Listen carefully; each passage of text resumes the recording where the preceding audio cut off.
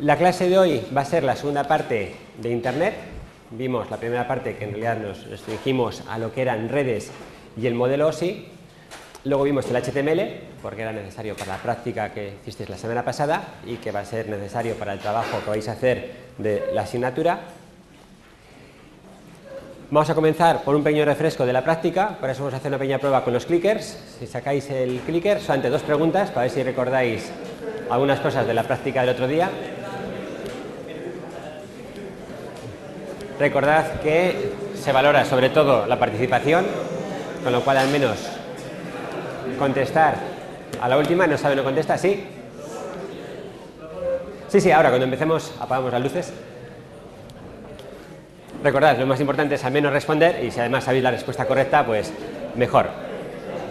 Bien. Esta es la presentación. Dejaremos un rato para que leáis la pregunta. Son 10 opciones, son 2 preguntas. Y dejaremos al final 10 segundos para el que falte por contestar. Pues si queréis hacemos la prueba del clicker por si alguno...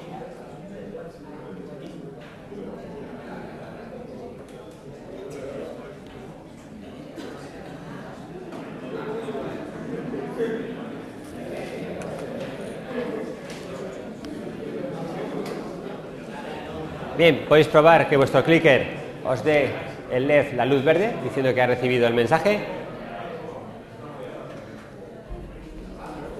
De acuerdo. Nos escribimos clickers.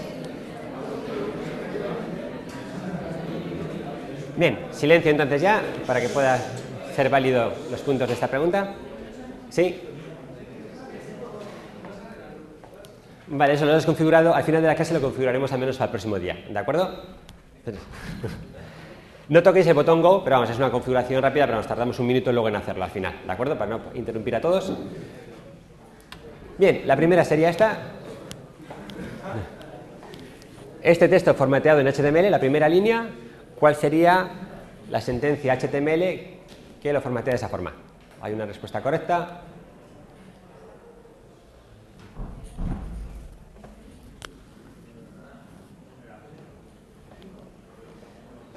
Recordad, tiene que ser en silencio.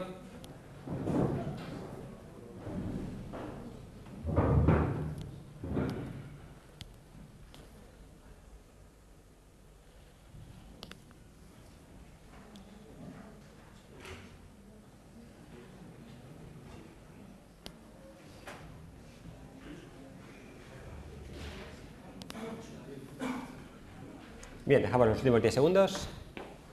Al menos respondernos a la última opción, en caso que no respondéis a otra. De acuerdo. Esto es lo que habéis respondido.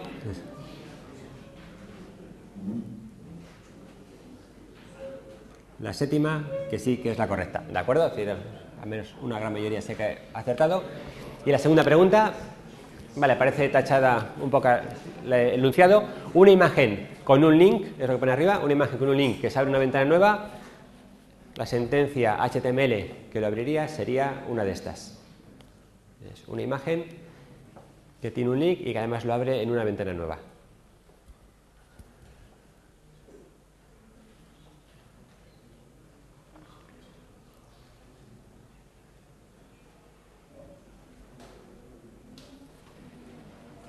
Vale, los 10 últimos segundos.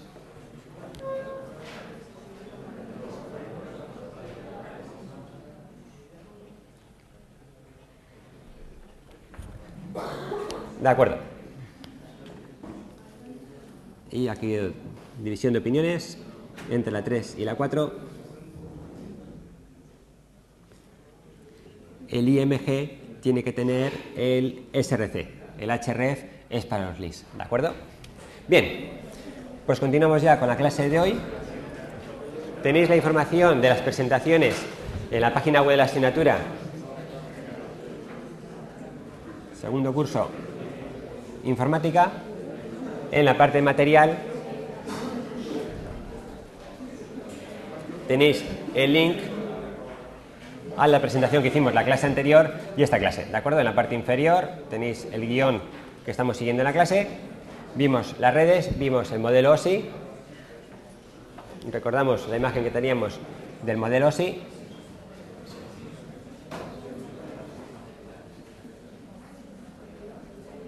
Que a partir de este veremos hoy cómo se implementa en Internet las distintas capas que tenemos del modelo OSI. Ya vimos el comienzo de la capa física.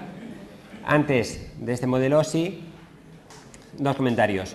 Uno es cómo conocer los atributos que vemos de HTML. Hicimos este curso básico en el que de una forma sencilla veíamos cómo se editaba y qué es lo que nos mostraba el navegador. Pero para cuestiones de qué atributo puedo utilizar para decirle que tiene un color una celda, cómo poner el borde, otra serie de características, por ejemplo, cuando queríamos poner el color de fondo, pues ahí veíamos que había el atributo vegcolor. La pregunta es cómo sabe uno qué atributos existen en los distintos elementos o qué elementos puedo utilizar, o cuando estoy viendo el código fuente de otra página, saber qué significa un elemento. Entonces, para esto, lo mejor es la especificación del HTML. Tenéis el link aquí, es la especificación del V3C, el consorcio que define los estándares de Internet y define el estándar del HTML. La especificación actual es la 401 y entonces es un documento bastante extenso, pero lo que os interesa simplemente es, por una parte, los elementos principales y poder acceder a cualquiera de ellos. Aquí tenéis un contenido al que ahora accedemos de forma directa, luego tenéis esta tabla de contenido de forma extendida, ya es un documento largo y cada uno de estos tiene su página, ¿de acuerdo? Entonces, los tres elementos principales lo tenéis en la parte superior, que es la tabla de contenido, los elementos y los atributos.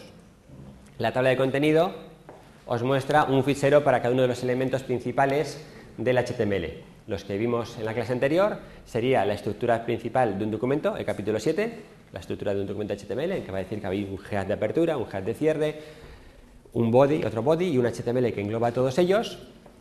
Luego, el language, lo voy a saltar, es para poder definir en qué lenguaje está definiendo la página HTML, si es un idioma de derecha a izquierda a derecha. Vimos el formateo de texto, cómo se hacen las listas, sin ordenar, ordenadas, listas de definición, las tablas, cómo se hacen los links.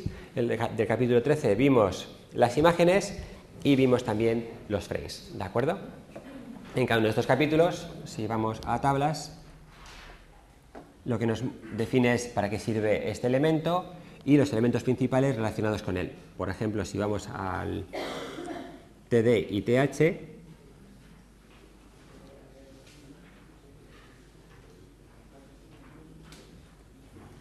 lo que nos especifica con sintaxis de XML, el XML lo veremos más adelante en la asignatura, vemos cuál es el elemento.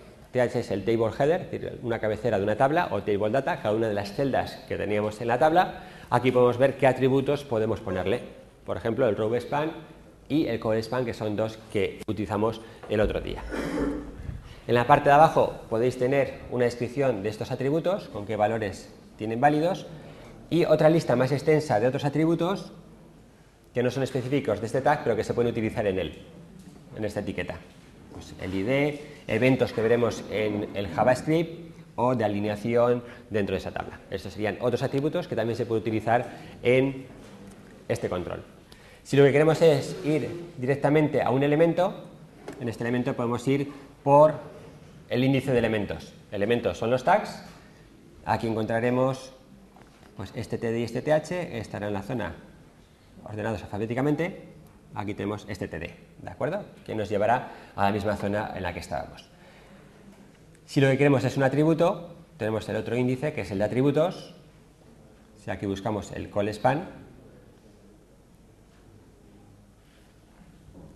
¿lo conseguís?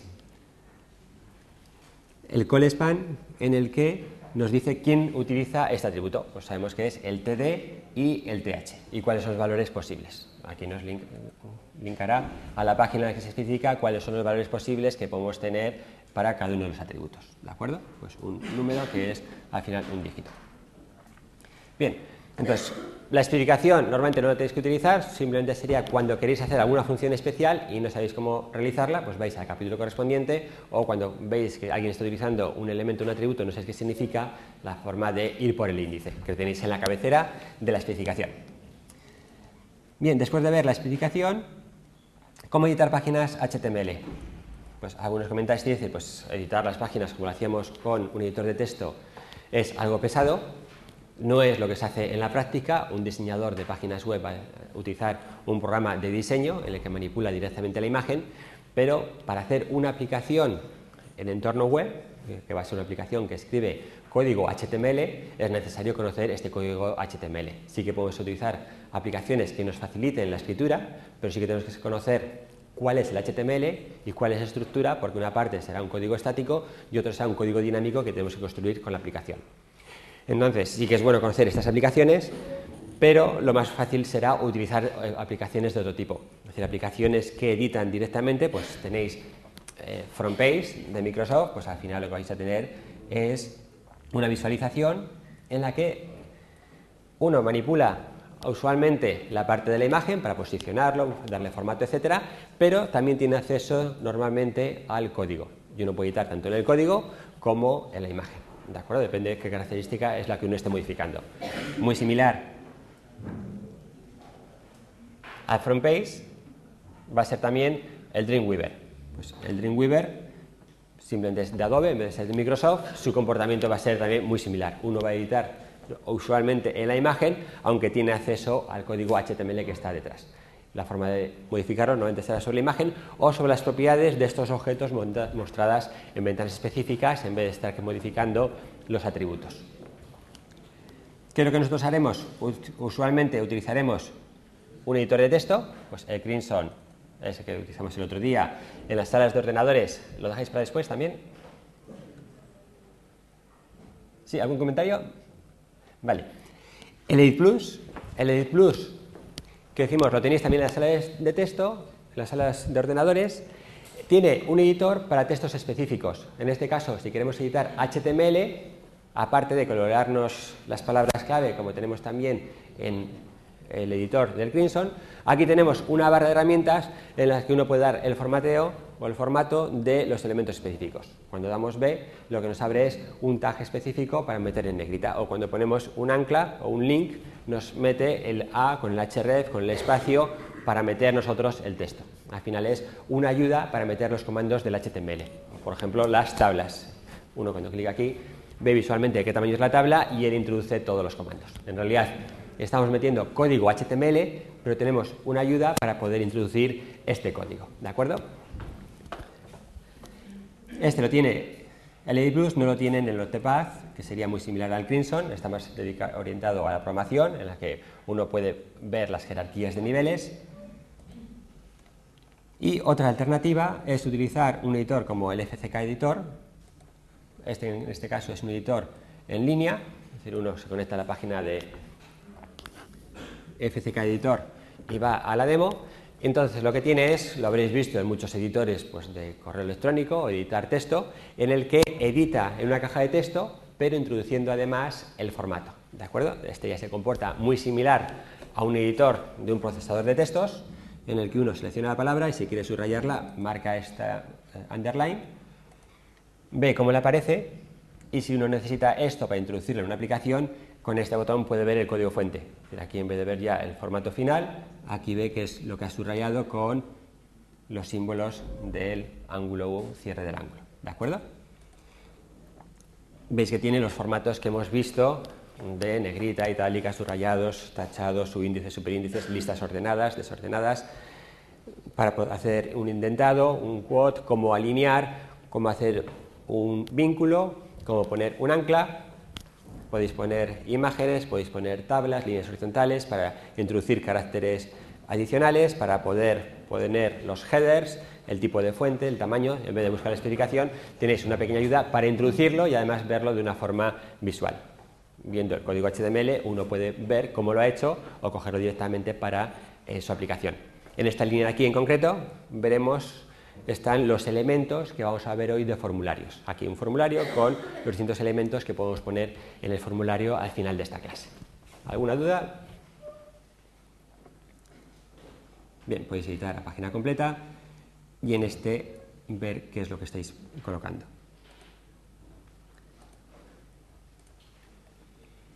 Bien, el otro día vimos que había algunos conceptos de números binarios pues, que era necesario aclarar, ¿no? Es decir, pues, había un 20% que sí conocían cuál es el funcionamiento de estos números, pero hace falta alguna pequeña base del sistema binario y algo de esa decimal, al menos saber qué es, porque alguna de la información que veremos pues, en esta clase o en las próximas clases está en esa decimal. También lo visteis, por ejemplo, cuando poníais el color de fondo. el BG Color, ahí os aparecía un número en esa decimal. Pues simplemente es entender cómo se escribe ese número. Bien, tenéis también algún link por si alguno quiere ver algunas operaciones más con números binarios, pero lo básico va a ser entender qué es el sistema binario comparado con el sistema decimal o otro sistema distinto. La pregunta del otro día era el número binario 1011, ¿qué significa en decimal? O cómo podemos expresar este número en esa decimal. Pues al final la cuestión es hacer un ejemplo similar al que tenéis en la página, es decir, pues cuando tenéis un número en decimal, es decir, esto es binario, un número en decimal, pues lo habéis visto en primaria y en secundaria, ¿qué significa? Que tenemos una centena, 9 decenas, 3 unidades. O lo que es lo mismo, 1 por 10 elevado a 2, 9 por 10 elevado a 1, 3 por 10 elevado a la 0. Es decir, cada uno de los dígitos, en función de la posición, lo que está haciendo es elevar la base a su posición, empezando por el 0.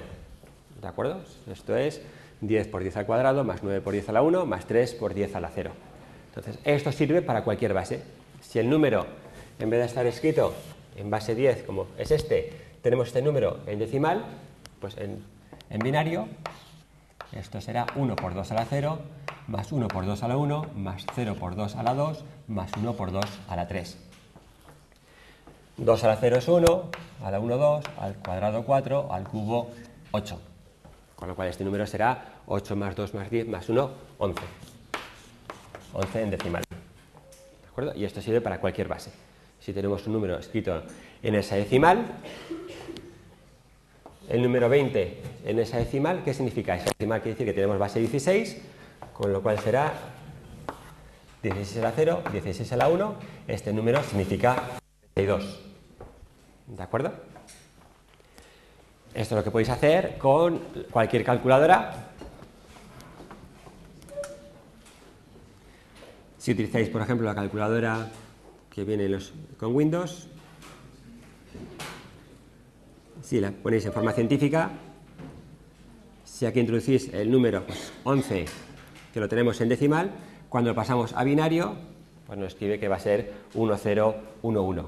Si este número lo queremos escribir en esa decimal, en este caso es el número B. Ahora veremos cuáles son los dígitos en esa decimal. Si escribimos aquí el número 20, estamos escribiendo en esa decimal, cuando pasemos a decimal, perdón, el 20 en esa decimal es 14, borramos 2, 0 en esa decimal, el decimal corresponde a este 32, ¿de acuerdo?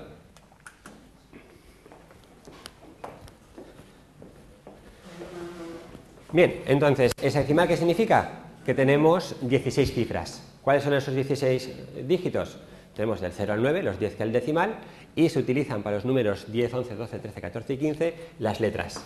Las letras A, B, C, D, E y F, que corresponden con los valores numéricos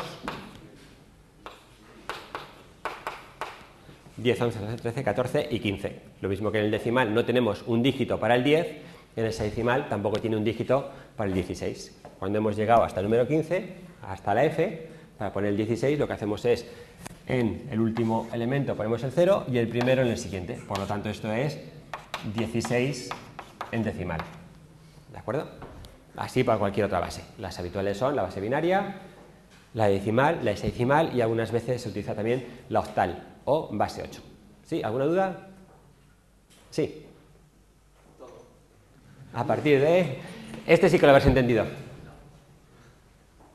193. Sí, como lo de 1 por 10 a 2 y tal. De acuerdo, por eso te digo, ¿hasta dónde? ¿A partir de cuál? Es decir, esto también. Cuando esto lo trasposamos aquí, el número 1011, decimos, si 193, el 9 significa que es 9 por la base elevado a la posición 1, porque esta es la posición 0, 1 y 2, este 1 de aquí va a ser 2 por elevado a su posición. 2 a la 1 es 2. Con lo cual, lo mismo aquí que hicimos esto es 1 por 10 al cuadrado son 100, más 90 más 3 son 193. Cuando este número lo estamos escribiendo en binario, esto no es un número decimal, esto es un número binario. Y lo hemos de hecho así, 1011. Si lo queremos pasar a decimal, ¿qué hacemos? 1, que en decimal vale 1. Este, como está representando al 2, vale 2. 1 más 2. Aquí tenemos 0, pues da lo mismo por cuánto lo multipliquemos. Y este, como vale 8, pues 1 por 8. Por lo tanto, 8 más 2, 10, más 1, 11. Este número significa 11 en decimal. O si queréis, podemos numerarlo de esta forma. El número 1 en binario, el 0, es este. El 1, el siguiente. El 2 nos ocurre lo mismo que en 10. No tenemos una base, un número en decimal para expresar el 10, pues ponemos 0 en el primer campo y pasamos 1 aquí. Esto significa 2 en binario. Esto era 0, 1, 2. El siguiente, ¿cuál será? 1, 1. Corresponde al número 3. El siguiente, se nos han acabado, ponemos estos a 0 y ponemos el siguiente, que significa 4. Así es como contamos. Si seguimos, el 11 nos aparecerá de esta forma. Por no hacer la lista de todos, lo que sabemos es que otra forma es saber que cada uno es la base elevado a la potencia en la posición en la que se encuentra. Lo mismo que en el sistema decimal. ¿Sí? ¿Cómo? No, porque decimos que estamos trabajando en base binaria. Los ordenadores trabajan en el sistema binario porque solamente pueden detectar 2 estados. Nosotros tenemos 10 dedos y nos estamos acostumbrados a trabajar en el sistema decimal. Los ordenadores solo tienen un dedo, entonces solamente pueden trabajar con 0 o con 1. No hay corriente o sí hay corriente. Como solo tienen 2 dígitos, es el sistema binario, el 0 y el 1. Entonces el sistema binario solo tiene los dígitos 0 y 1, lo mismo que el decimal tiene los dígitos del 0 al 9. ¿De acuerdo? Entonces, con 2 dígitos, la forma de contar es esta de aquí, que es totalmente coherente con la forma que tenemos en el sistema decimal o en cualquier otro sistema. Bien, entonces hemos pasado ya del sistema binario al sistema decimal. O, como se cuenta en esa decimal, es de la misma forma. Hasta el 15 sería la F, este sería el 16, el 17 sería este y seguimos continuando. Si queremos pasarlo a decimal, pues esto es 1 por 16 a la 0 más 1 por 16 a la 1 más 1 por 16 a la 0 es el número 17. ¿De acuerdo? También hace falta hacer el paso contrario, que es si queremos un número en decimal, ¿cómo lo pasamos a binario? No es tan inmediato, pero la ventaja es que tiene 2 formas de hacerlo. Si queremos pasar... Sí. Este de aquí. El sistema hexadecimal. En el sistema hexadecimal tenemos 15 dígitos. 0 al 9 y las 6 letras, A, F. Si nosotros empezamos a contar, aquí estaríamos el 9, 10, 11, 15. ¿Cómo escribimos el 16? Lo mismo que escribimos el 10 en decimal. Cuando queremos escribir el 10, como no hay un dígito para el 10 decimal, ponemos un 0 en la primera posición y el primer dígito, el 1, a la izquierda. Pues lo mismo nos ocurre cuando queremos escribir el 16 en esa decimal. El 16 en esa decimal, ponemos el 0 aquí y un 1 aquí. Y así seguimos contando 1, 0, 1, 1, 1, 2, 1, 9, 1A, 1B, 1C, hasta 1F, que pasaremos al 2, 0, que es el 32. ¿En esa decimal el 9 se escribe 9? Sí. Los 9 primeros dígitos tienen el mismo valor y los otros se toman los valores A, B, C, D, E, F.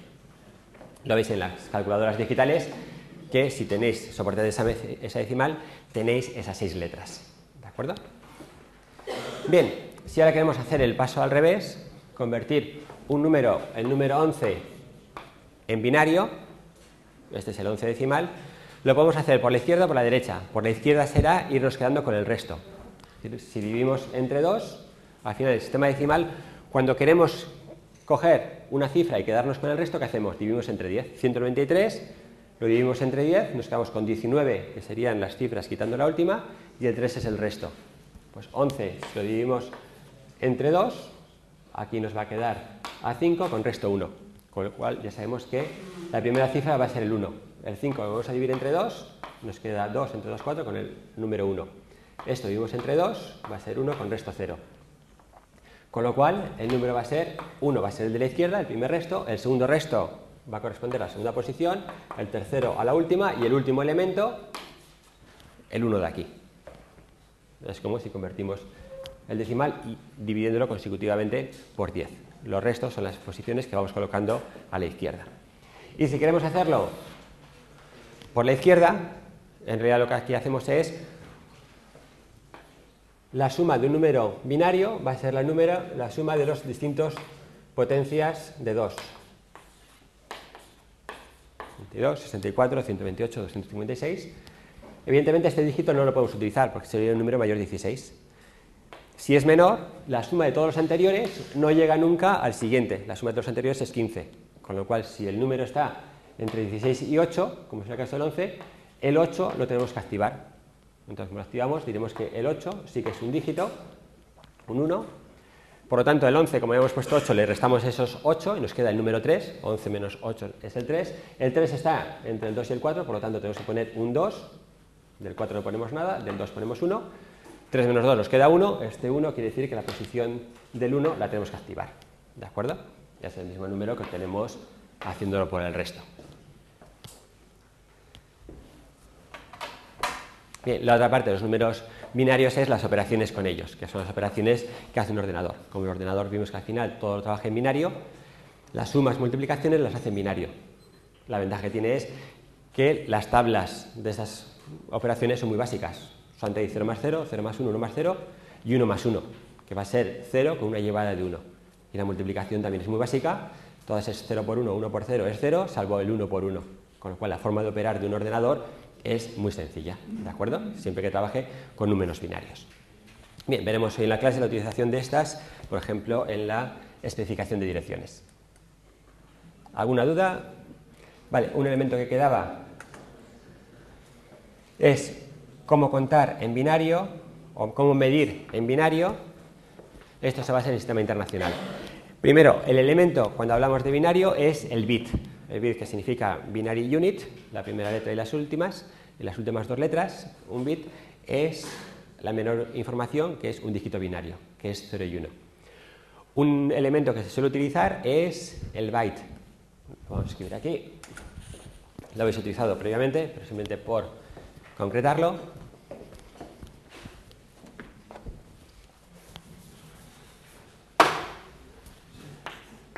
Un bit va a ser 0, 1. Un byte van a ser 8 bits.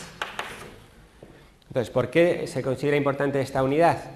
Porque en los ordenadores habitualmente los ficheros trabajan con bytes. El trabajo se hace en conjuntos de 8 bits. Un fichero de texto, en concreto, lo que hace es almacena un byte para cada uno de los caracteres que tenemos en ese fichero. En un ordenador, distinguir los ficheros que son de texto de los que son binarios. Un fichero de texto es aquel que lo abrís con un editor y veis los caracteres. Es decir, como el que creáis con el Notepad, con el que creáis con un editor de HTML, otros ficheros de configuración. Un fichero binario es aquel que abrís y no veis el contenido porque veis caracteres extraños, ¿no? Es el que crea pues, el procesador de texto, la hoja de cálculo, en el que guarda información en bits, por lo tanto no se puede interpretar con un visor de ficheros de texto. Un byte, la característica que tiene es que es apropiado para representar un carácter. Nosotros cuando tecleamos las letras del teclado, cada una de esas pulsaciones está representando un carácter, y un carácter sí que se puede representar por un byte. Un byte, hemos dicho, son 8 bits. ¿Cuántas combinaciones posibles tenemos? Pues van a ser 2 a la 8, que son 256. Entonces, con 8 bits podemos poner un número entre el 0 y el 255. Entonces, para eso se utilizan las tablas ASCII, en el que decimos cuál es el carácter que corresponde a cada uno de los números que tenemos en el teclado. Entonces, dividimos el conjunto de los caracteres ASCII, del 0 al 32 serán caracteres especiales, pues el salto de carro, el tabulador, el control G, hasta el 31. El 32 en concreto es el primero dedicado a los caracteres, que es el espacio en blanco, hasta el 127, en el que con los 7 bits de la izquierda del carácter ASCII tenemos los caracteres ordinarios, los números, las minúsculas, las mayúsculas y los símbolos habituales que tenemos en el teclado. Y el resto, del 128 al 255, ya son particulares de qué tipo de conjunto de caracteres ASCII estamos utilizando. Pues el castellano tiene un conjunto distinto que las lenguas escandinavas. Aquí es donde están los acentos, ¿de acuerdo? Aquí es donde está la ñ. Entonces, el ASCII estándar está al 127. Cuando uno escribe un teclado y no le salen los acentos o la ñ le está saliendo un carácter extraño, es porque está configurado de forma distinta al teclado que el juego de caracteres que está cogiendo el ordenador. Porque al final el teclado lo que está enviando es un código ASCII, ¿de acuerdo? Entonces, si el que envía el teclado pues es el 135, lo interpreta de forma distinta, el ordenador nos está mostrando un carácter distinto. Esto no ocurre para los 127. primeros, ¿de acuerdo? Es decir, uno cuando escribe con las letras estándar, sin acentos, da lo mismo con qué teclado está trabajando. Entonces, la unidad de información decimos que es un byte, pero que al final es un conjunto de 8 bits. Lo que se transmite por el cable de red que vimos el otro día o con lo que está trabajando el ordenador, al final está trabajando con bits individuales. El byte es una forma de nosotros unificar esta información. Y de hecho, la forma de medir la información en el ordenador habitualmente se hace por bytes. Cuando tenéis un disco de 200 gigas, pues estáis asumiendo que son 200 gigabytes. Es decir, 200.000 millones de bytes, que lo tenéis que multiplicar por 8 para sacar los bits. Cuando hablamos de redes, las redes sí que trabajan con bits. Cuando es una red de 10 megabits, sí que son 10 millones de bits, ¿de acuerdo? Bien, esto nos da lugar a las medidas con las cuales decimos la cantidad de información que tenemos cuando transmitimos información o cuando almacenamos información. Entonces, el sistema internacional lo que nos dice es, pues, los decimales no los utilizamos. En la parte de las potencias, pues el deca, el hecto tampoco los utilizamos a partir del kilo. Es decir, el kilo es 10 a la 3, mega 10 a la 6, giga 10 a la 9, se comienza a utilizar tera 10 a la 12, estas serían las habituales. Pero estas vemos que son potencias de 10, 10 a la 3 a 10 a la 12, van de 3 en 3, estos son 1000, 1 millón, 1000 millones, 1 billón. En cambio, cuando hablamos con unidades de información, cuando estamos diciendo que un fichero es de 1 kilobyte, no son exactamente 1000 bytes, sino que son 1024. ¿Por qué?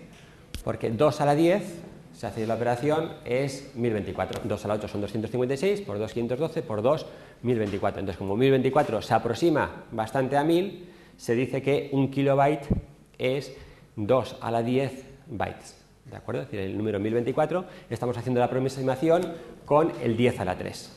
Lo mismo para el mega, que en vez de ser 10 a la 6, estamos asumiendo que es 2 a la 20. 2 por 10 al cuadrado, que es 1024 por 1024, o un giga, que va a ser, en vez de 10 a la 9, va a ser 2 elevado a la 30.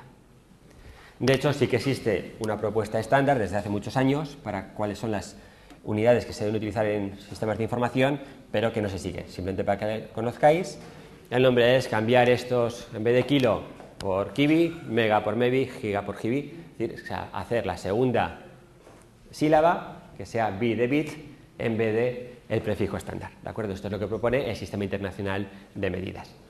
La realidad se sigue utilizando que el kilobyte 2 a la 10 lo aproximamos con 10 a la 3 y es útil para hacer operaciones. Cuando el otro día preguntamos cuántas direcciones podemos abarcar con 4 bytes, que es lo que tiene una dirección de Internet, pues la solución va a ser, son 4 bytes, por 2 son 32 bits, 2 a la 32. 2 a la 32, ¿cuánto es? 2 al cuadrado por 2 a la 30, 4 por 10 por 2 a la 30, 2 a la 30 sabemos que es 10 a la 9, con lo cual van a ser 4.000 millones de direcciones. ¿De acuerdo? ¿Alguna duda? ¿Sistema binario? Bien, entonces vamos a comenzar con los protocolos. Antes de esto vamos a hacer otra pequeña prueba con los clickers. Esta no es evaluada, lo único que cuenta es la participación.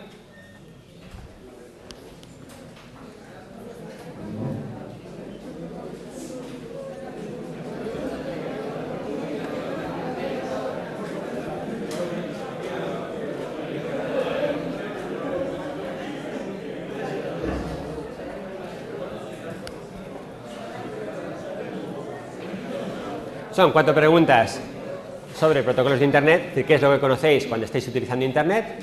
Entonces, la primera es, ¿qué consideráis que es una IP? ¿O qué es IP, en realidad, para hacer la pregunta concreta? Entre estas 10 alternativas, lo que cuenta es que respondáis, por lo tanto, por favor, silencio.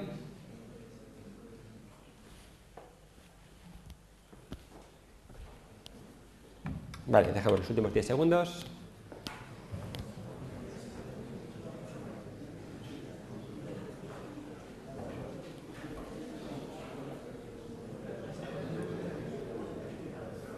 De acuerdo. En realidad, bien, está repartido entre estas dos soluciones. La solución correcta sí que es la 3, ¿no? Es decir, IP es las iniciales de Internet Protocol. La segunda, en realidad, es Internet Protocol Address, es decir, la dirección de IP es uno de los atributos o de las definiciones que hace este protocolo, ¿de acuerdo? Pero el protocolo tiene más cosas, como veremos a continuación. La segunda, ¿para qué sirve una DNS? ¿Se habéis configurado alguna vez alguna DNS?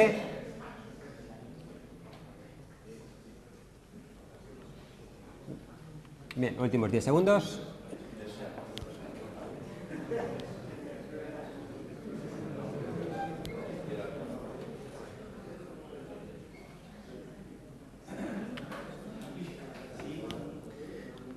Vale, la opción es la 3, no ha sido la más votada. Es para resolver direcciones, lo veremos también próximamente. Y dos preguntas para cuál es vuestra idea de cuándo se creó o se tomó la decisión de crear Internet. Silencio, por favor. Bueno, 10 segundos.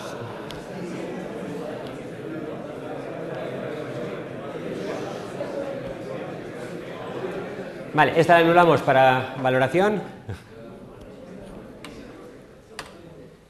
Y la siguiente, ¿cuándo se conectaron los primeros ordenadores por Internet?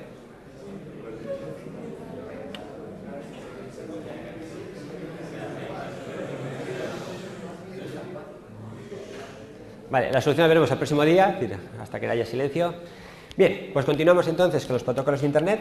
Esto es lo que habéis contestado. Bien, vimos el otro día cuáles son los protocolos de Internet. O más bien, el modelo OSI. Hoy vamos a ver cómo se aplica a los protocolos que se utilizan actualmente. El modelo OSI, veíamos que era un modelo de 7 capas. Las 3 primeras decíamos que su separación en muchos modelos no está clara, los niveles de aplicación, presentación y sesión. Los que sí son importantes, tenerlos claros, son los 4 inferiores. Vimos el físico dijimos que se componía fundamentalmente de los cables y de la información que se transmite por ellos o en una wifi en el espacio electromagnético. Comentamos que los dispositivos que tenemos lo único que hacen es comunicar electricidad, y pues la parte que correspondería a hub de este elemento lo único que hace es llevar la señal eléctrica de uno de los puertos a los otros puertos.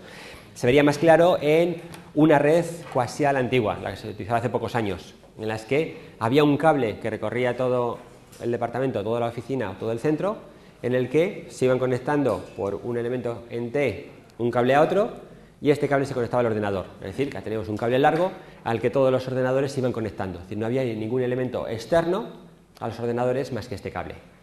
Estos elementos que se utilizan actualmente lo único que hacen es este puenteo, en vez de ser un conector pues que tenía sus dificultades para mantener la conexión de toda la red, modificarlo por este aparato. Pero al final el elemento sigue siendo lo mismo. Es decir, el elemento físico, lo único que tenemos es un cable al que se conectan todos los ordenadores para enviar la señal.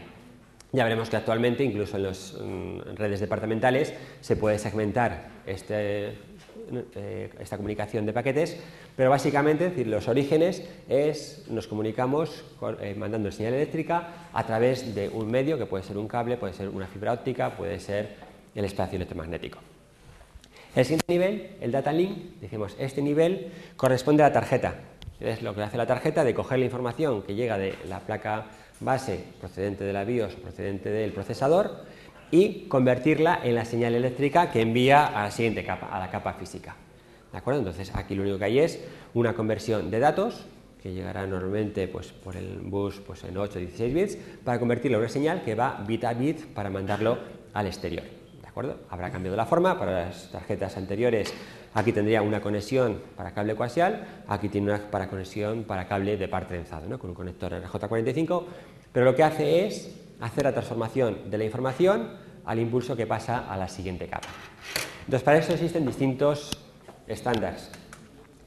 O han existido distintos estándares, lo que ocurre es que ahora el estándar que se ha impuesto es el estándar Ethernet. Cuando uno compra una tarjeta de red, lo que pide en realidad es una tarjeta Ethernet, o una tarjeta Fast Ethernet, o una tarjeta Wi-Fi, que también sigue el estándar Ethernet, será el 811 en vez del 802, pero al final es el estándar Ethernet. Anteriormente existían otros protocolos, pues los todos más conocidos era Token Ring, pero ya están en desuso, y ahora todas las tarjetas básicamente son tarjetas Ethernet. ¿Qué es lo que hace este protocolo? Cómo se envían los paquetes a través de la red. Decimos, por la red, por este cable que teníamos, van a circular ceros y unos.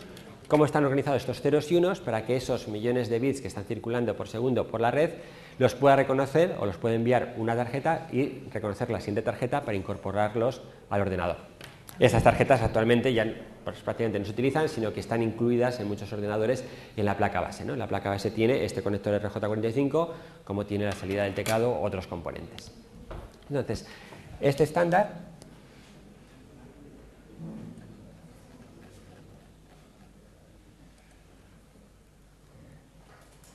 el estándar Ethernet, lo que dice es cómo tiene que ir la información en el paquete que se manda a través de la red, ya sea el cable eléctrico o el medio que estemos utilizando.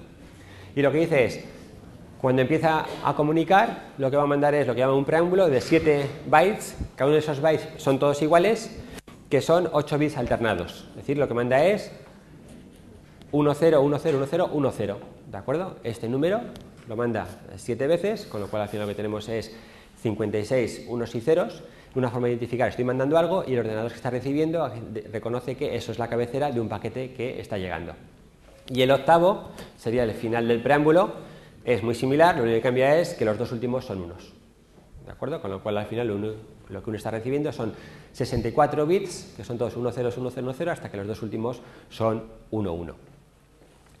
Con esto se acaba la cabecera del paquete de Ethernet y hay dos direcciones en las que se da con 6 bytes cuál es la dirección de la tarjeta a la que queremos enviar y cuál es la tarjeta que está enviando. ¿De acuerdo? Los dos ordenadores lo que tienen internamente en esta tarjeta es su número de dirección física, lo que se llama el MAC, el Media Access. Entonces, esto es un número de 6 bytes que en este caso se suele representar en hexadecimal. Y es algo que el fabricante de la tarjeta lo pone en su tarjeta habiendo pedido cuál es su rango a el que está dando los servicios de control de cuáles son las numeraciones que utiliza cada fabricante. Todo fabricante que utiliza tarjetas Ethernet tiene que saber en qué rango los puede hacer y el no duplicarlas. Si no, tendríamos dos tarjetas con el mismo número, con lo cual habría un problema de colisión, de confusión de la información. Después de esta dirección, que la veremos ahora cuál es el ordenador, tenemos otro que nos dice cuál es la longitud, hasta 2 bytes, y aquí tenemos los datos. Estos son los datos que la capa superior, pues veremos que será la capa de network, le pasa a la tarjeta para que los envíe. Aquí tenemos una zona para rellenarlos para que tenga al menos un mínimo de información y 4 bytes para comprobar que la información anterior era correcta. Simplemente suma los valores, quita el resto y comprueba que no ha habido variación en lo que está llegando. Sí. Esto es todo lo que viene de la capa anterior, que la capa anterior será a su vez su cabecera con los datos que llegan de la parte superior. Luego veremos un esquema en el que, como las cabeceras de este son datos para estos son datos para este la cabecera del nivel superior van a ser también datos, ¿de acuerdo? No, es la longitud de esto, pero esto no es tan importante, es decir, cuando estamos viendo protocolos, no es porque vayáis a implementar protocolos, sino saber qué es lo que está haciendo un protocolo, se ve viendo qué información es la que está manejando, como haremos lo mismo en el IP y en el TCP. Bien, entonces esto es lo que está haciendo la tarjeta con los datos que le llega, él además le pone una información, que es esta cabecera de aquí, y este final, y lo manda a la red, ¿de acuerdo? El protocolo Ethernet dice otras muchas cosas, es decir, cómo detectar que lo puede enviar, como están todos conectados al mismo cable, pues tiene que detectar que en ese momento no hay comunicación. Cuando manda una señal para decir que él va a enviar algo, en ese momento se puede producir un conflicto. Entonces, todo esto es lo que especifica el protocolo Ethernet, cada cuánto tiempo puede hacer esa prueba, cómo conseguir esos números aleatorios, todo lo que lleva a poner la señal en la red. Entonces, esto correspondería al data link. El siguiente nivel, bueno, hemos dicho que vamos a ver la dirección. La dirección de vuestra tarjeta la podéis ejecutar si en la línea de comandos dais el comando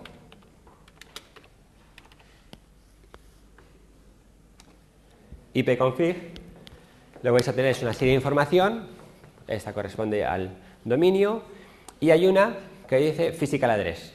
Creo que estamos diciendo que estamos en el nivel del data link se une a la capa física.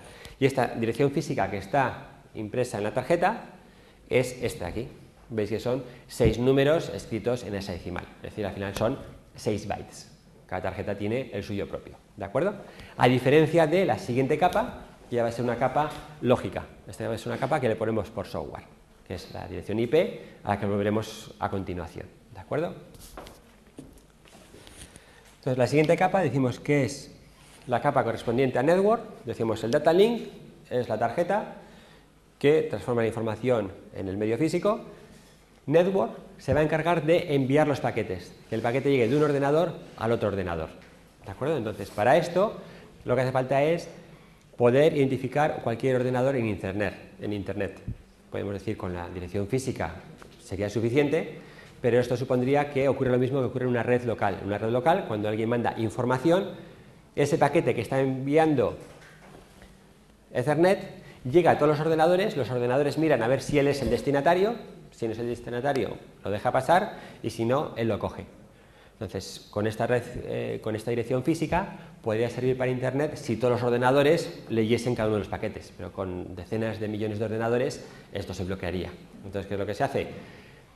Una parte de la información se queda localmente en la red y solamente va al exterior aquella información que tiene que llegar a otro ordenador y no recorre todas las redes, sino que se redirige a aquella red en la que se encuentra el ordenador. Entonces, el protocolo IP lo que dice es asignamos un número lógico a cada uno de los ordenadores. Y además este número puede cambiar. El número físico viene con la tarjeta, el número IP lo pondremos en función de en qué red estemos integrando este ordenador. Entonces, para ver este número, primero vamos a ver el protocolo. En este caso lo que estamos viendo es la cabecera del protocolo. Después de la cabecera lo que vendrá es los datos que vienen de la parte superior del protocolo de transporte que le habrá pasado la aplicación, ¿de acuerdo? Entonces, a los datos que nos vienen le ponemos una cabecera. Esta cabecera lo que está indicando es el conjunto de ceros y unos que le pone por delante. Cada uno de estos espacios es un bit, es decir, en esta fila tenemos 32 bits, ¿de acuerdo? Con lo cual la cabecera es estos 32 más 32 más 32 hasta el final. Hay una serie de información propia del protocolo, cuál es la versión del protocolo, algunos elementos de control, cuánto tiempo puede vivir este paquete, y las dos que nos importan son estas de aquí, el source address y el destination address. ¿Qué información nos da esto? El source address va a ser un número de 32 bits, que es el espacio que tiene en el paquete para poner esa información. 32 bits, que hemos dicho que son 4 bytes. Entonces, 4 bytes es la dirección de cualquier ordenador en Internet. Es lo que decíamos antes, esta es la IP address, la dirección del protocolo Internet. El protocolo Internet dice otra serie de cosas y una de las cosas que dice es cómo identificar los ordenadores. Y tiene lo mismo que tenía la dirección MAC, la dirección de origen y la dirección de destino. ¿De acuerdo? A partir de ahí, luego ya unirá cuál es el conjunto de información que quiere pasar. Entonces, cuando vemos el mismo comando que hemos ejecutado antes, el comando IP, junto a la dirección física, vemos que hay una dirección que es IP address. Esta es la physical address, esta es la IP address, ¿no? Internet Protocol dirección de protocolo de Internet. Y este es el número de la IP única, o al menos la IP única en nuestra red. Si estamos conectados directamente a Internet, será el número único en Internet, que lo configura el administrador de ese sistema. Uno puede escribirlo ahí directamente, o puede decirlo que el servidor de números de IP que tiene esta organización se lo asigne directamente, cuando uno dice que lo administre el DHCP, pero al final lo que uno está poniendo es un número de Internet, que es un número de 4 bytes. Y ese número está organizado de tal forma que pertenece a la red a la que uno está inscrito.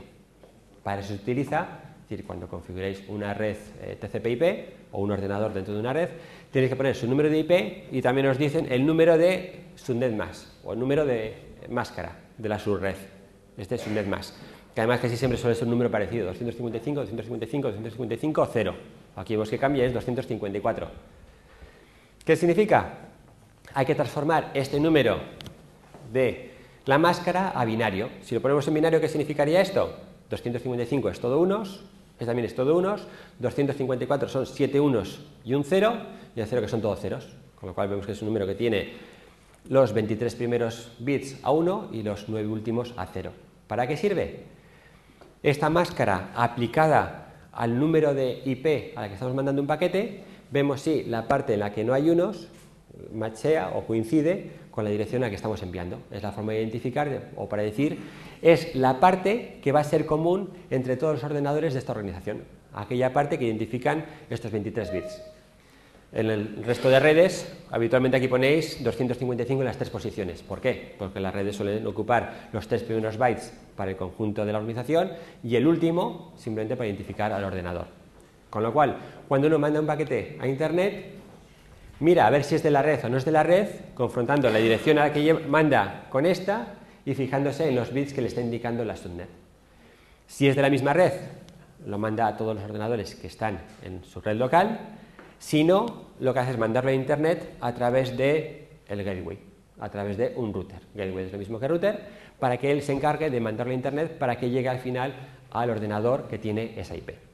Este router ya se encarga de preguntar cuál es la mejor ruta para que llegue al destino por el camino, pues no tiene que ser más corto, sino pues con el que tenga acuerdos el proveedor de servicios de Internet para que llegue a su destino. ¿De acuerdo? Este default gateway, pues veis que es otro número similar al nuestro porque es otro ordenador que tiene que estar en nuestra red. Si veis, coinciden los 2 primeros bytes. En el último la diferencia está justamente en el último bit. 248 con 249, no nos importa lo que hay delante, pero en este byte es el último bit el que cambia. Es decir, está dentro de la subnet más. Entonces, este router es el que se encarga de mandarlo al exterior. Bien, como aprenderse números es algo pues, complicado, que uno no se acuerda, pues lo que se hace es, antes de la aparición de la web, antes del 93, ya se utilizaba en Internet los dominios de nombre. Es decir, utilizar un servidor de nombres de dominio que nosotros podemos darles nombres a los ordenadores y a las organizaciones de una forma jerárquica para que el ordenador no tenemos que saber cuál es el nombre de ese ordenador, la IP, sino que basta con darle ese nombre. Es más fácil acordarse de www.tednun.es que de saber cuál es la IP correspondiente. ¿De acuerdo? Hay discusión, hay gente que dice pues, que el DNS simplemente es una fuente más de posibles errores y que sea mejor manejarlos con IP, pero lo que tenemos es que todo el mundo utiliza los nombres. Entonces, cuando nosotros ponemos un nombre, hace falta traducir ese nombre a IPs, que es lo que conocen los routers. Entonces, para eso existen servidores de nombres. Los servidores de nombres son llamados DNS, Server Name Domain, o Domain Name Server, es decir, servidor de dominio de nombres, en el que, preguntándole a ese servidor este nombre, a quién corresponde, ese servidor nos va a decir cuál es la IP, o si él no la sabe, va a ir a otro al que corresponde en su jerarquía. Su jerarquía, ya veis que un nombre www.tednun.es, pues todos los ES pertenecen a los dominios de España. Dentro de Tednun puede haber distintos dominios, empezando por la primera cabecera.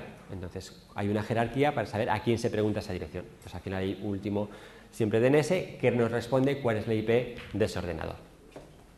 Esa IP habitualmente la podéis saber pues, en la misma línea de comandos. Si hacéis, por ejemplo, el comando ping,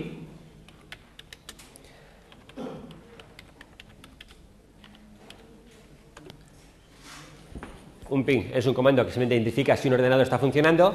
Cuando se hace el comando ping, lo primero que hace es busca cuál es su número IP. Su número IP es este de aquí. Vemos que es otro ordenador que va a estar en nuestra red, distinto de los anteriores, y este es el número de la IP de Tednun. Da lo mismo poner www.tednun.es en la barra de direcciones de nuestro navegador o poner este número. De hecho, este número funciona, por ejemplo, si el DNS está caído, no sabemos qué número de DNS poner. Entonces, cuando uno está configurando la dirección de Internet, lo que pone es la IP, pone la red, la máscara, pone cuál es el gateway para poder salir a Internet y pone habitualmente 2 DNS para decir quién es el que va a resolver los nombres. Si no pone el DNS, pues uno puede tener la conexión, pero no hay nadie que le está traduciendo los nombres que él pone a las IPs que va a buscar el router. ¿Alguna duda? Entonces, estamos viendo que en la jerarquía que tenemos aquí hemos dicho que esta actualmente está solucionada por Ethernet, sirve para una red local, es decir, aquí no le falta Internet.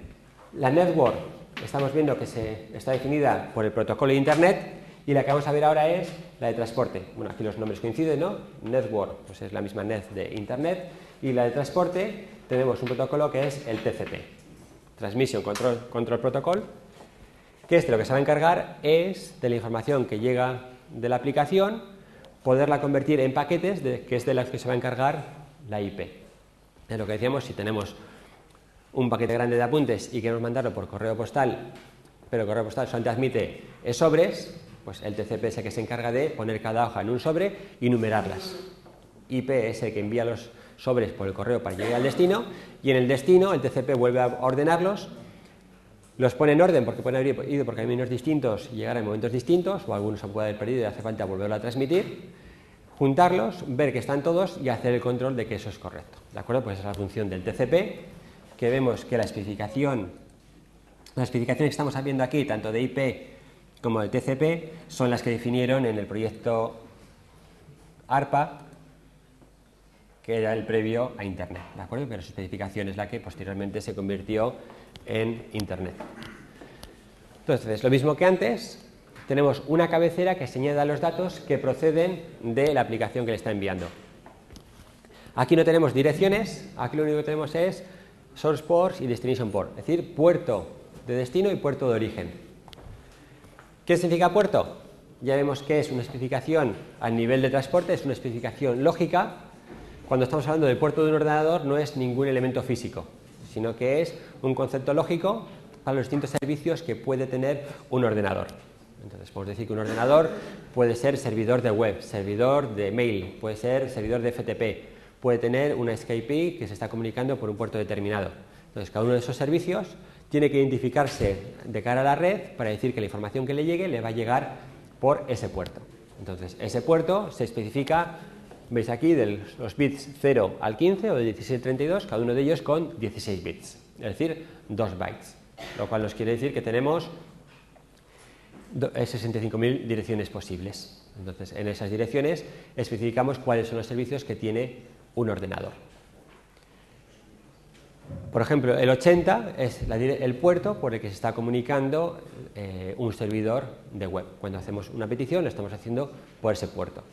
Cuando queremos proteger un ordenador, lo que se hace es, se protege por qué puertos puede recibir información, para que no cualquiera pueda mandar información a nuestro ordenador. Entonces, el protocolo TCP lo que tiene es, gestiona los puertos para que las distintas aplicaciones que le están mandando información, él les ponga una información en el paquete correspondiente al puerto y para que el puerto de destino sepa dónde tiene que ir. Tiene un sequence number, un número de secuencia. Hemos dicho, porque este es el que se va a encargar que los paquetes estén en el orden adecuado. Entonces, según va mandando paquetes el ordenador, él les va poniendo un número. Ya vemos que tiene 32 bits, con lo cual son 4.000 millones de direcciones. En principio, pues tiene suficiente para el tiempo que está trabajando el ordenador. Y un número de checksum para comprobar que todo es correcto, para que cuando llegue allí pueda ver que toda la información que está en el contenido de ese paquete ha llegado de forma ordenada. Entonces decimos la forma de trabajar, habitualmente se habla del protocolo TCP/IP. De hecho, cuando veis la configuración de vuestro ordenador de redes, tenéis un botón que es los distintos protocolos y unos protocolos es TCP/IP. Uno hace doble clic y lo edita conjuntamente, porque para Internet son dos protocolos distintos, pero trabajan de forma conjunta. La información que llega de la aplicación la empaqueta TCP en distintos paquetes, cada uno de ellos se nos manda al protocolo IP, que es el que se encarga de distribuirlos por la red para que lleguen al ordenador de destino. Existen otros protocolos, por ejemplo el protocolo UDP, pues para hacer envíos sin tener tal control de llegada, lo que utiliza es UDP y se lo manda a la IP, con lo cual sí que son dos protocolos separados. Otra cosa es que siempre que estemos trabajando en Internet, por ejemplo con un navegador, vamos a utilizar los dos conjuntamente.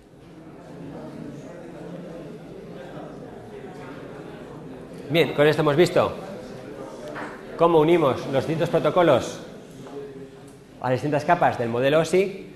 Esta capa de aquí, la parte superior, normalmente muchas aplicaciones la realizan de forma conjunta.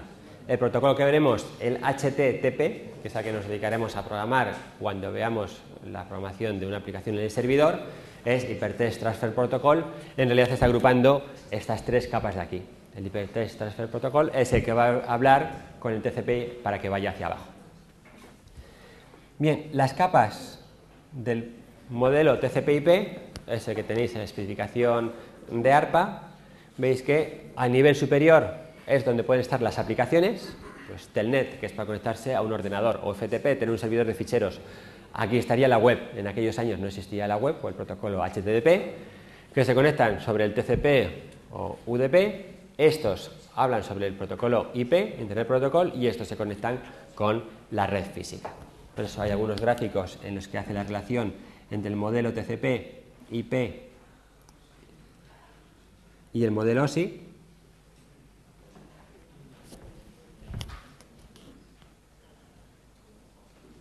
Vamos a ver si podemos verlo entero. Decimos, aquí tenemos las 7 capas del modelo OSI. Estas serían las capas del modelo Internet. La aplicación correspondería a las 3 primeras. El TCP, host to host, es el de transporte. El IP, Internet Protocol, es el de network. Y el de acceso a la red van a comprender tanto el data link como el físico. ¿Cómo se encapsulan los datos?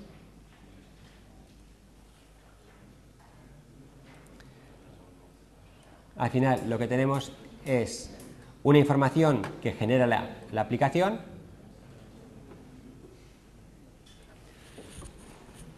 Nuestra aplicación quiere mandar unos datos, tendrá unos datos que además la aplicación le puede poner una cabecera, pero al final esta es la información que queremos mandar de un ordenador a otro. Puede ser una petición de una página web, puede ser la página web que responde, puede ser los datos que van en un mail, puede ser un juego de ordenador que manda una serie de parámetros a otro juego que está conectado en línea. Al final, esta información, la capa, se la manda al TCP. ¿Qué es lo que hace el TCP? El TCP le pone una cabecera por delante de toda esta información. A estos bits le pone otros bits por delante. El TCP, aquí le estará poniendo por qué puerto tiene que trabajar, cuál es el orden de secuencia, partirá este paquete en muchos si es de tamaño superior y manda esos paquetes a el nivel IP. El nivel IP lo que está poniendo sobre todo es la IP de destino y la IP de origen, que se lo está comunicando el nivel superior, y se lo manda a la tarjeta física, a la tarjeta de red, que con el protocolo de Ethernet le pone esta cabecera, que ya buscará el preámbulo y las direcciones físicas para poder viajar de un ordenador al siguiente ordenador. Que eso al final lo que se convierte es en los impulsos eléctricos, ópticos, electromagnéticos, que son los que están soportando esta información, ¿no? A una velocidad que digamos de 10 megabits por segundo o 100 megabits por segundo. El cuello de la comunicación va a estar siempre en el nivel más lento, es decir, aunque tengamos nosotros una red local de 100 megabits por segundo, si nuestra conexión a internet es de 4 megabits, ese va a ser el flujo de información por el que vamos a recibir o por el que vamos a enviar información. Bien, pero al final es considerar, cuando hablamos de paquetes, ¿qué es?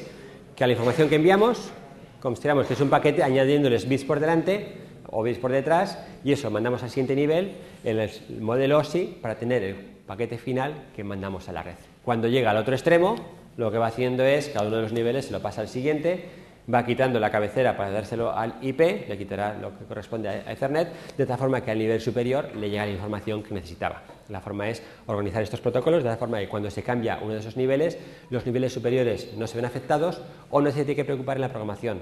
El que desarrolla, cuando desarrolléis la aplicación de HTTP, no tenéis que preocuparos qué cabecera le va a poner aquí. Puede funcionar en Ethernet, pero si funcionase con otra tarjeta distinta, sería esta tarjeta y su driver correspondiente el que nos cambiaría este paquete. O si en vez de ir por TCP/IP vamos por otra red distinta, tampoco nos preocupamos con decirle que la información que queremos hacer será el software correspondiente a ese nivel el que ponga la cabecera adecuada.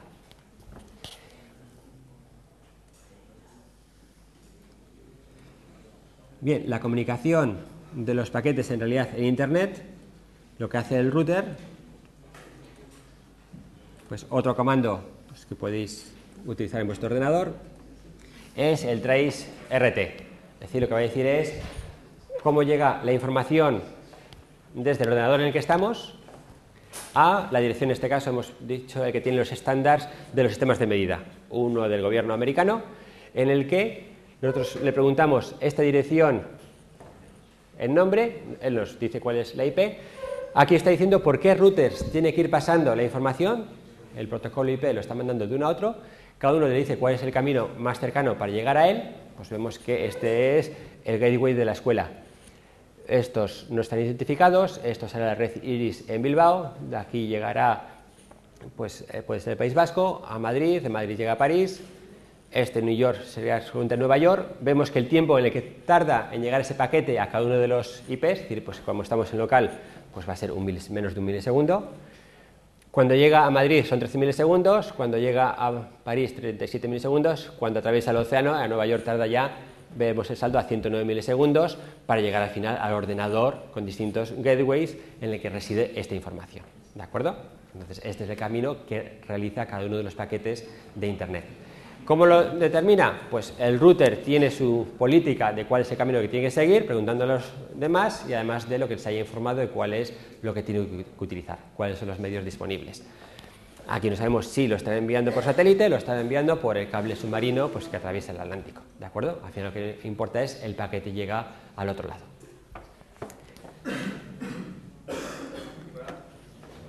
Sí.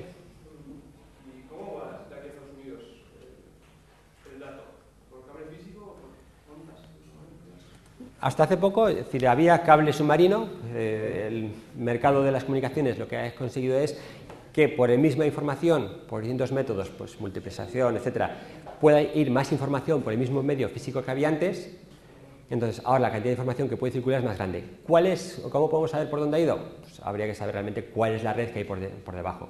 El cable submarino es algo que comenzó a mediados del siglo XIX. Ya había un cable que atravesaba el océano, 1860, y que estuvo funcionando durante 100 años. Entonces, ese supongo que se ha sustituido, pero no sabemos, no podemos, vamos, habría que conocer cuál es la red para ver si la conexión es satélite o sería cable. Yo creo que son las dos alternativas posibles.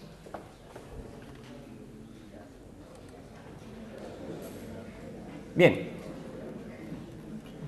La parte que vamos a ver ahora va a ser correspondiente al nivel superior, es decir, cómo seguir editando las páginas web, en este caso para hacer formularios. Hemos visto en la parte anterior cómo hacer los controles de una página en HTML. Ahora lo que vamos a ver es los controles para poder tener interacción. Hemos visto que las páginas HTML que hemos construido son páginas para mostrar información. Los tags, las etiquetas que hemos estado viendo, son etiquetas de formato. Entonces, ahora lo que vamos a ver es qué interacción podemos tener con una página web. Hasta ahora la única interacción va a ser ha sido la de los links. Ponemos un link y podemos pasar de una página a otra página. Pero lo interesante es cuando queremos comunicar información y que la respuesta que obtengamos es específica de lo que nosotros hemos puesto o queremos guardar información en la red. En la próxima clase veremos distintos tipos de ejemplos de aplicaciones. Al final vuestro trabajo también va a consistir en esto, va a ser una aplicación web en la que uno gestione información. Bien. El elemento que vamos a utilizar van a ser los formularios. Entonces, los formularios, vamos a ver una estructura muy similar a el que vimos para HTML. Un formulario va a ser un elemento HTML que tiene su cabecera que empieza por for hasta donde se cierre este for. Luego seguís. Bien. Decimos, vamos a tener una cabecera de for, un cierre de for. Estos elementos no van a tener una salida gráfica en lo que estamos viendo, ¿de acuerdo? Lo que va a tener salida gráfica es los controles que incluimos dentro de este formulario.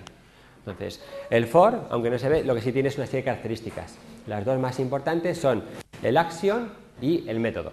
Puede tener otros, como en este caso hemos puesto el nombre, pero las fundamentales van a ser este action que va a decir quién va a responder a esta petición, ¿de acuerdo? Entonces, este action va a tener una URL, lo mismo que tiene un link.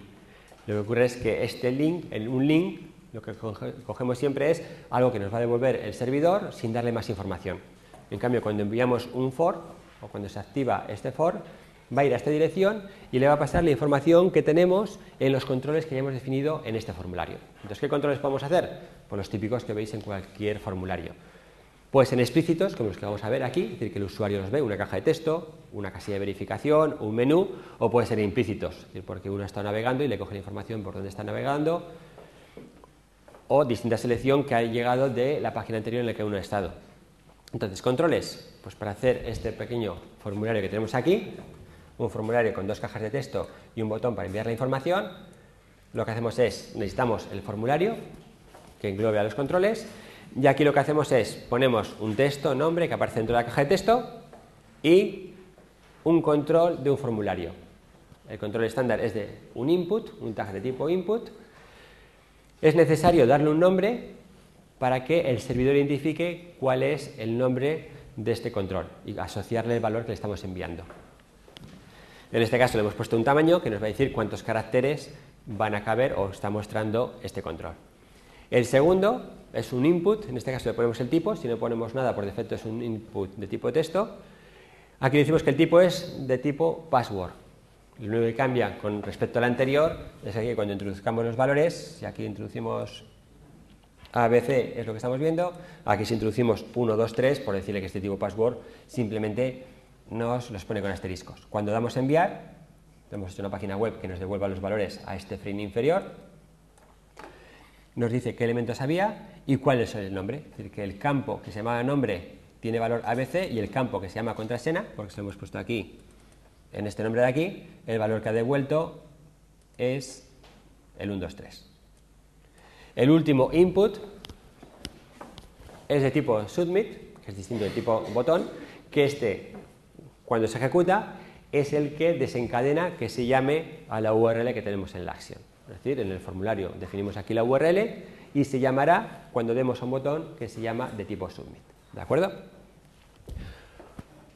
Nosotros lo que haremos será, en la parte del servidor, desarrollar aplicaciones que capturen esta información que está llegando desde el cliente y a partir de él haremos una aplicación. Pues será una aplicación que la guarda en la base de datos o hará una búsqueda para coger información en función de lo que estamos pidiendo y crearemos una página específica. Lo que haremos será en la parte del servidor manipular esta información, ya sea para guardar información o para enviarla. Entonces, ¿qué controles podemos incluir? Pues una caja de texto de varias líneas. Pues en este caso lo que cambia es, bueno, este carácter de aquí que hemos aparecido, ampersand, nbsp, punto y coma, son caracteres especiales de HTML, como HTML tiene que funcionar en cualquier lenguaje.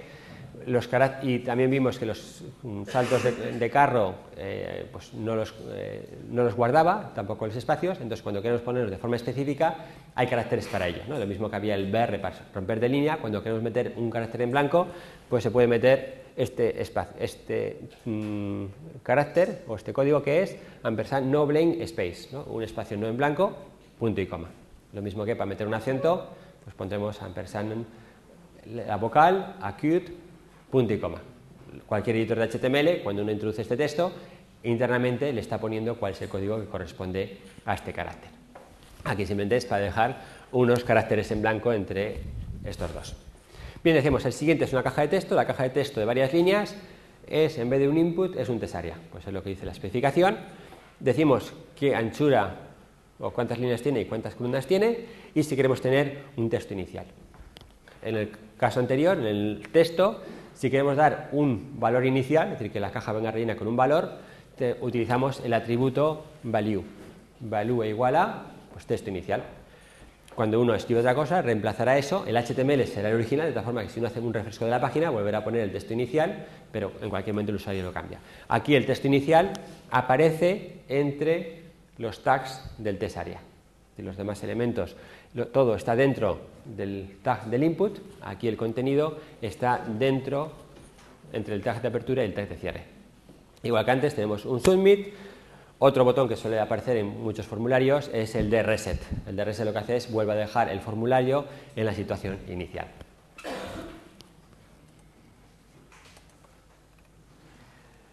Otros elementos, pues los típicos que veis en cualquier interfaz de usuario, ya sea de Windows o de cualquier otra aplicación, pues los mismos son los que soléis ver en una página HTML. Entonces la forma de crearlos, cuando queremos casillas de verificación de forma visual se muestran con cajas cuadradas. Son independientes, uno puede marcar varias de ellas, y lo que es otro input, en este caso lo que ponemos es que el tipo es de checkbox. Aquí ponemos un name para que le llegue la información de qué casilla estamos pulsando y un value. En este caso podemos poner a varias casillas el mismo nombre, tendrá el distinto valor, de tal forma que cuando lleguen al servidor aparecerá una sola entrada pero con varios valores. ¿Sí? Aquí lo que estamos diciendo es, nos ha llegado para el input de tipo idioma con los valores euskera e inglés. Veremos en el servidor cómo manejar una lista de valores.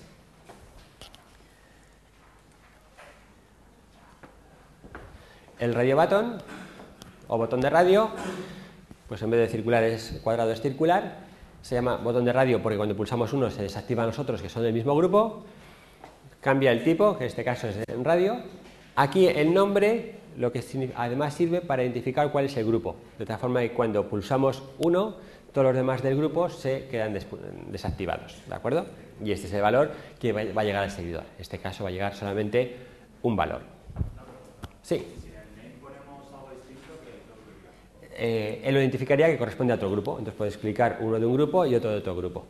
Por eso, cuando uno hace la página web, una página de forma lógica tiene que identificar que son del mismo grupo poniendo ese mismo nombre, pero además si tienes varios grupos tienes que poner alguna referencia visual para saber que esto es un grupo, pues encerrándolos o estén separados de otro grupo que es independiente. Porque... No, el mismo for. En un for tiene distintos controles. En un for podemos tener varias cajas, puede tener radio buttons, checkbox, puede volver a tener radio buttons. ¿De acuerdo? Pasa que si aquí tiene otro nombre sería confuso el usuario porque elige este y luego cuando elige este no se le desmarca. Bueno, es porque lo has desarrollado así.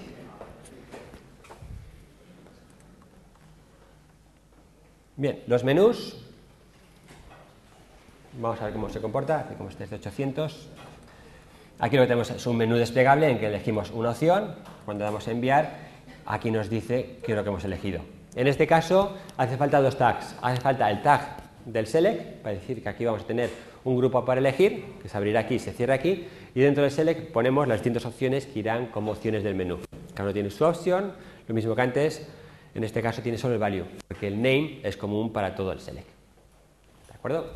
La explicación se puede haber hecho de forma distinta, es decir, puede haber sido algo muy similar a los options, pero vamos, se ha elegido hacerlo de esta forma.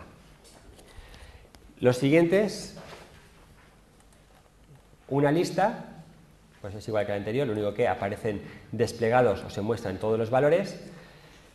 En realidad es el mismo control. Es un select que tiene un nombre con distintas opciones. Lo que cambia es que tenemos este atributo, el atributo size. Si no lo ponemos el tamaño, por defecto nos aparece solamente una fila y tenemos que desplegar. Si ponemos un tamaño distinto, ya nos muestra ese número de filas. Si ponemos un tamaño menor que el número de elementos, pues lo que nos aparecerá será una barra de scroll.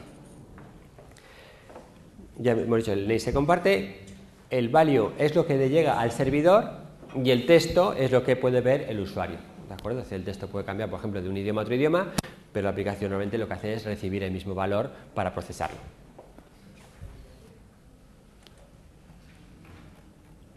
Bien, este era el último control. Ya lo único que nos queda hablar es del método. Hemos dicho, los dos atributos importantes de un formulario van a ser la acción, es decir, a dónde se va a redirigir, y el método. El método lo que significa es cómo va a ir la información de nuestro ordenador a el servidor. Entonces, esto lo que va a hacer es cómo va a encapsular esta información, que va a ser parte de la información que tenemos en el nivel superior. Entonces, los dos métodos que existen es el método get y el método post. La regla básica es que cuando se utiliza uno y otro, pues en todas las aplicaciones que vais a hacer va a ser lo mismo que utilicéis uno o el otro. Lo que tiene que coincidir es que el método que utilizáis en el cliente, en la página web que estáis generando, coincida con el método que estáis programando en el servidor para recibir esa información. Entonces, que siempre vuestro método get, en el servidor programaré el método que se llama doGet. Entonces, ¿qué hacer cuando he recibido algo por el get? Y con el post programaré el doPost. Decimos, en vuestro caso, para la información que vamos a manejar, va a ser lo mismo utilizar uno u otro. Pero la regla básica es, el get es para obtener información. Yo cuando quiero tener información, aunque tenga que enviar datos, porque quiero, por ejemplo, consultar a la biblioteca. Cuando quiero consultar a la biblioteca un libro, meto el nombre del autor y hago un envío. Estoy rellenando un formulario. Lo lógico en ese caso es utilizar un get. Es un get que, aunque yo paso información, el objetivo de mi consulta es obtener información. Mientras que un post es cuando yo quiero enviar información. Quiero registrar una transacción, quiero hacer una compra.